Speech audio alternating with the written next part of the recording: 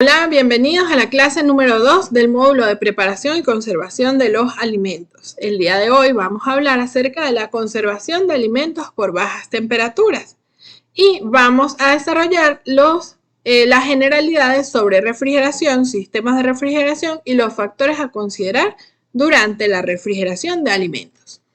En principio, lo primero que tenemos que hacer es definir lo que es la refrigeración. Y la refrigeración definitivamente es un método de conservación de alimentos a bajas temperaturas, usualmente por encima de los 0 grados centígrados y hasta 8 grados centígrados, que permite el almacenamiento de alimentos a corto plazo por días o semanas. Hay diferentes tipos de sistemas de refrigeración. Los vamos a dividir el día de hoy en dos tipos, natural y artificial. Los sistemas de refrigeración natural son agua fría o hielo, mezclas de hielo y sal, que son mezclas frigoríficas, y hielo seco.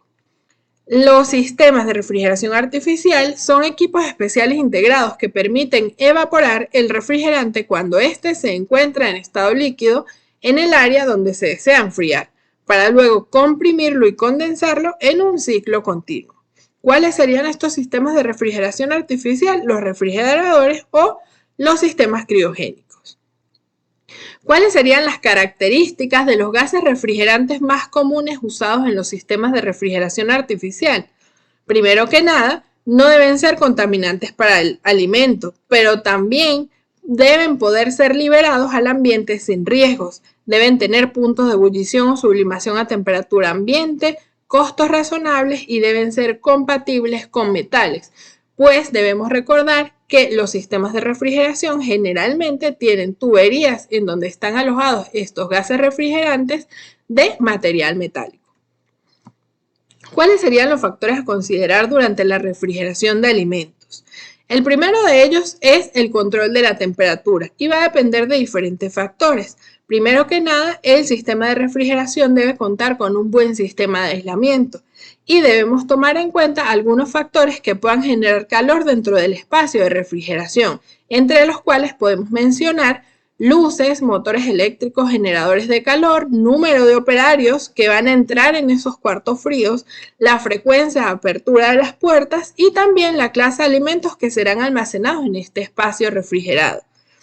Todo esto, sumado al calor específico de los alimentos y a la velocidad de respiración de los alimentos, y en conjunto con otros factores que puedan influir en la eliminación del calor, van a generar lo que conocemos como carga de refrigeración, que va a estar medida en BTU.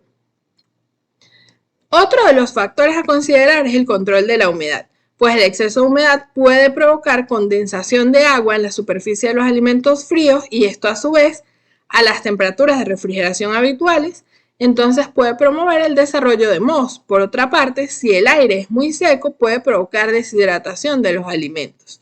Entonces debemos tener un equilibrio en la humedad relativa de ese ambiente de refrigeración. Y la humedad relativa del aire para la mayoría de los alimentos en almacenamiento en refrigeración debe estar entre 80 y 95%. Otros dos de los factores a considerar son el control de la circulación del aire y la modificación de la composición de la atmósfera.